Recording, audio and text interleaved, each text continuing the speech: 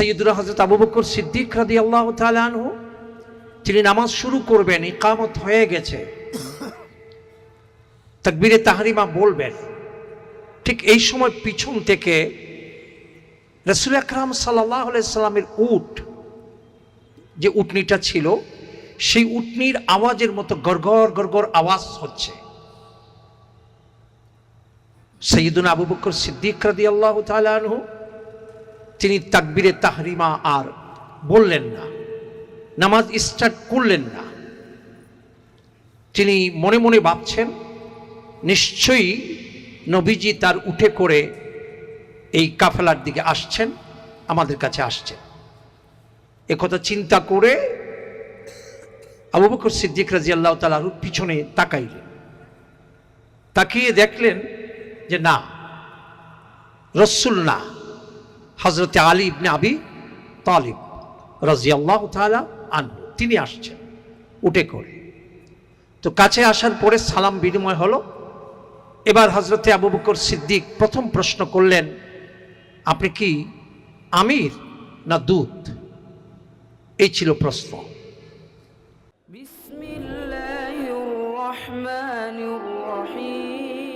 কুরআন হাদিসের আলোকে সত্যের সন্ধান, মাহফিল টিভি, সিলেট। নাহমাদুহু ওয়া নুসাল্লি আলা রাসূলিল কারীম, আম্মা বা'দ। আজকের এই অত্যন্ত গুরুত্বপূর্ণ যে অনওয়ানে, যে শিরোনামে আমরা এখানে একত্রিত হয়েছি, সেই শিরোনামের, সেই আয়োজনের সম্মানিত মেহমানবৃন্দ এবং যারা এই প্রতিষ্ঠানের সাথে অত্যন্ত গুরুত্ব সহকারে বিভিন্নভাবে দায়িত্ব পালন করছেন, সেই সব ব্যক্তিবর্গ। তো আমি কোনো রকমের ভূমিকা ছাড়াই অল্প একটু কথা বলে আমি বিদায় নেব। প্রথম যে কথাটা আমি বলতে চাচ্ছি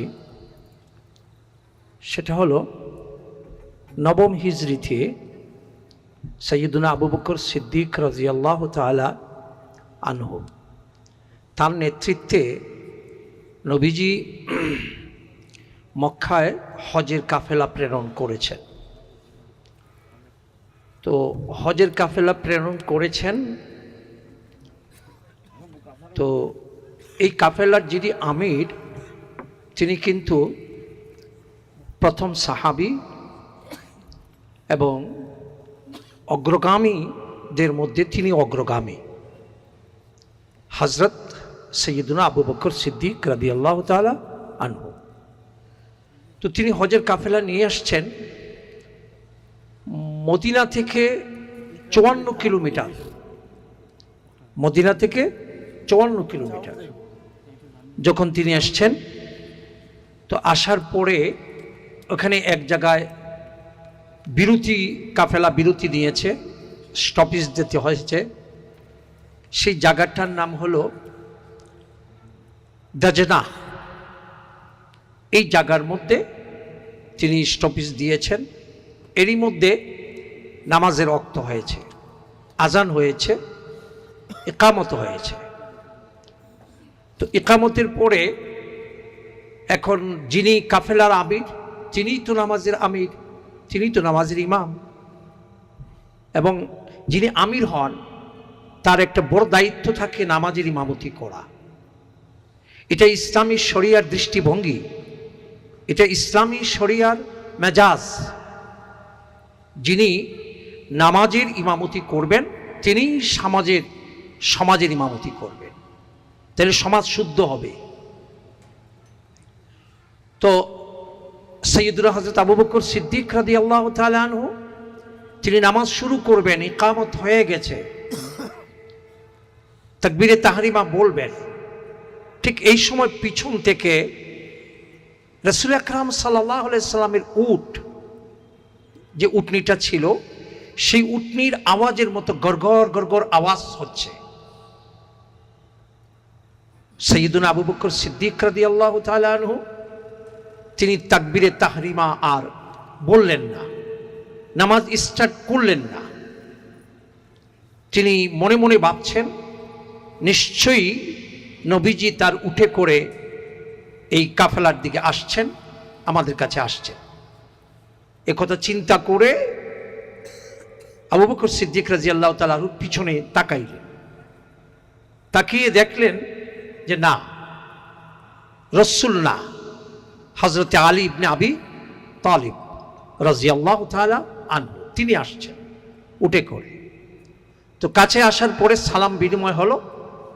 এবার হযরতে আবু বকর সিদ্দিক প্রথম প্রশ্ন করলেন, আপনি কি আমির না দূত? এই ছিল প্রশ্ন, আপনি কি আমির না দূত?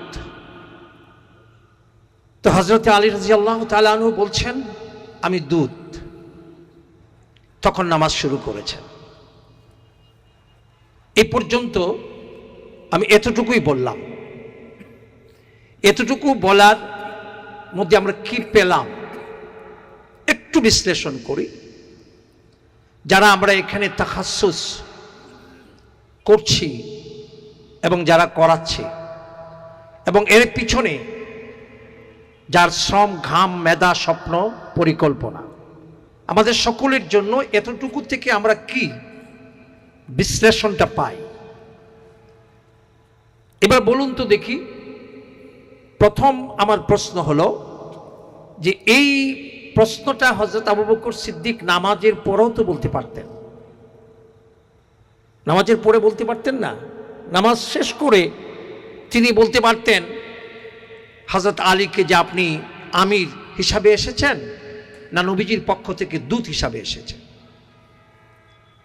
কিন্তু তিনি এই কথাটা নামাজের আগেই প্রশ্ন করেছেন। তো প্রশ্ন করেছেন কেন? এই প্রশ্নের ভিতরে আমাদের মতো করে যদি আমরা চিন্তা করি তাহলে এভাবেও চিন্তা করতে পারি যে যেহেতু যিনি আমির হন তার বড় দায়িত্ব থাকে কিসের? নামাজের। তো পিছন থেকে যেহেতু হযরত আলী আসছেন, তো সেই জন্য নবী যদি তাকে আমির বানিয়ে পাঠিয়ে থাকেন তাইলে তো হযরত আবু বকর সিদ্দিকের এমারত আর থাকে না, আমিরত্ব আর থাকে না। তো হযরত আবু বকর মনে হয় তার এমারত চলে যাওয়ার ভয়ে এই প্রশ্ন করেছেন। আমরা আমাদের মতো যদি চিন্তা করি, অথবা যদি চিন্তা করি যে তিনি তার এমারতের প্রতি খুব লোভী ছিলেন, যার কারণে তার লোভনীয় এই এমারতটা যাতে ছুটে না যায় এই জন্য নামাজের আগেই তিনি পরিষ্কার হতে চাচ্ছেন।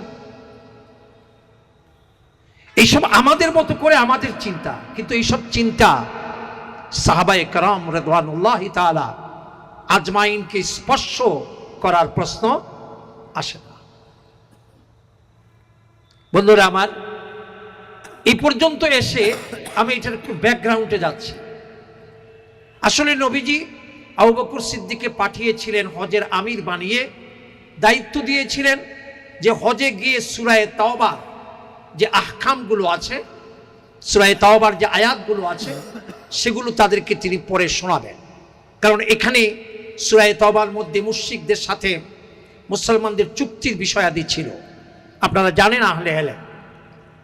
আর পাশাপাশি এই কথাটাও ছিল যে এই চুক্তি বিধানের ভিতরে যারা চুক্তি সম্পন্ন করেছিল তারা যেমন থাকবে, তাদের পরিবারভুক্ত যারা তারাও কি এই হুকুমের ভিতরে, বিধানের ভিতরে অন্তর্ভুক্ত থাকবে। এই দায়িত্বটা দিয়েই হজের আমির বানিয়ে হযরত আবু বকর সিদ্দিককে পাঠিয়েছেন।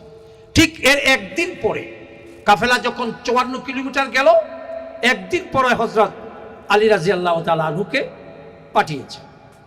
এই ছিল ব্যাকগ্রাউন্ড। এবং ওই আগের দুটা বিষয়কে আরো বেশি তাকিদ করার জন্য, আরো বেশি পরিষ্কার করার জন্য।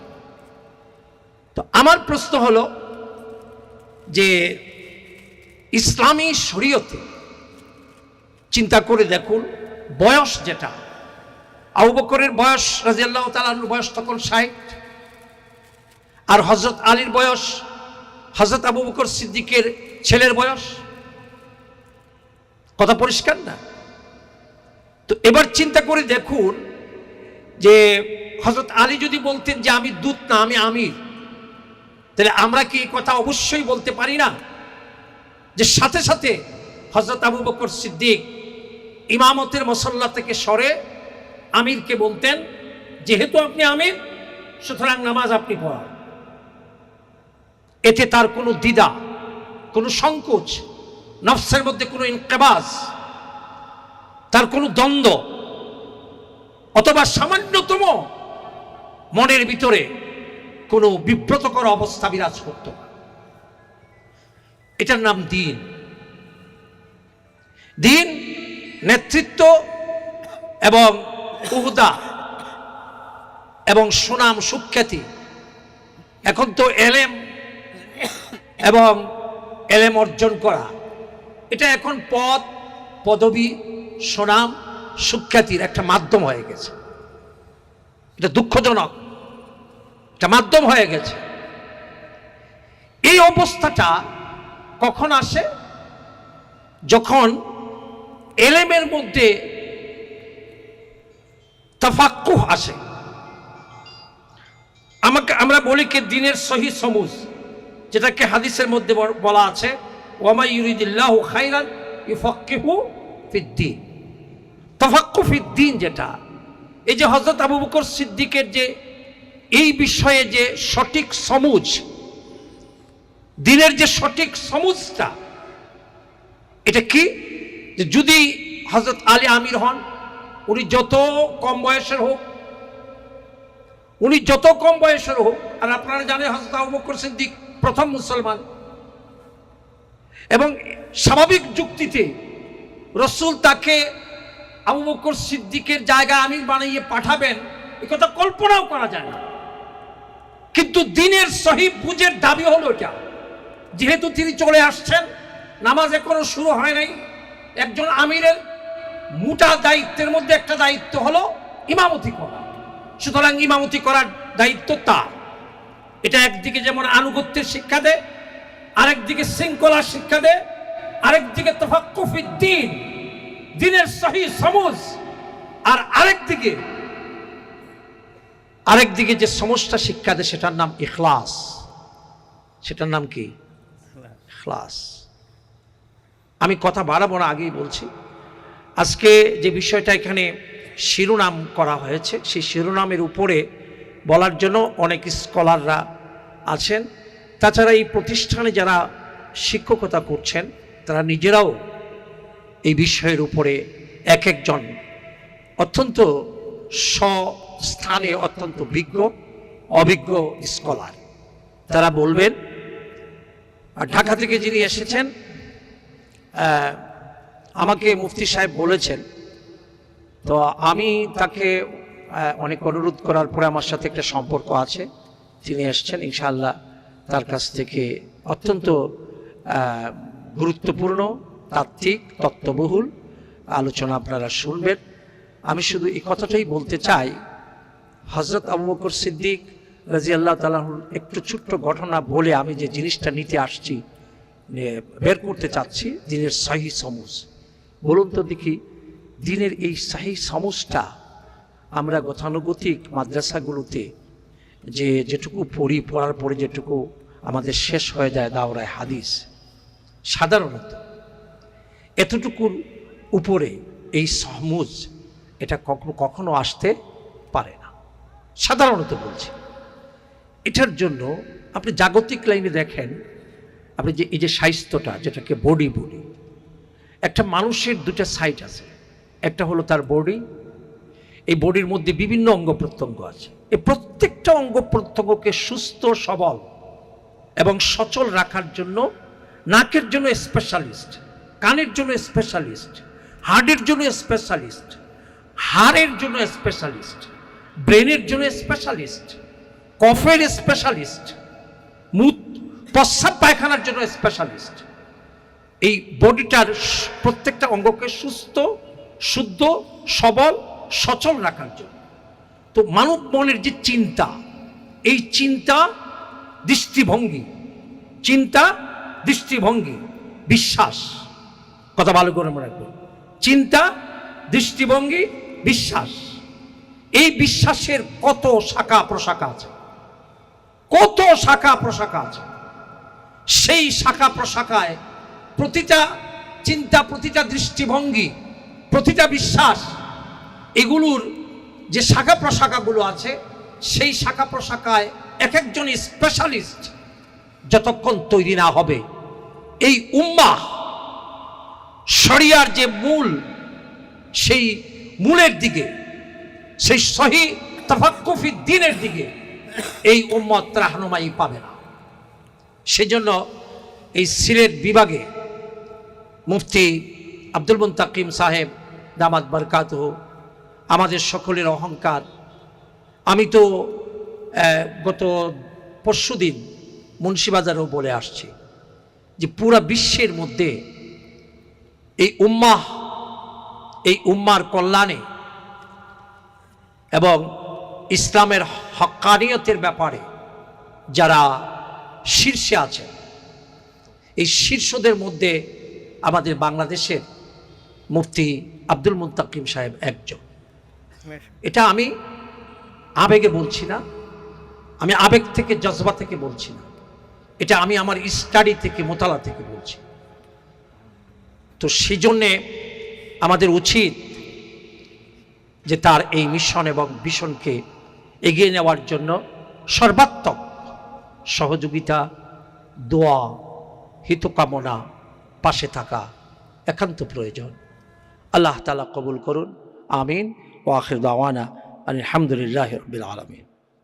বিসমিল্লাহির রহমানির রহিম। কোরআন হাদিসের আলোকে সত্যের সন্ধান, মাহফিল টিভি, সিলেট।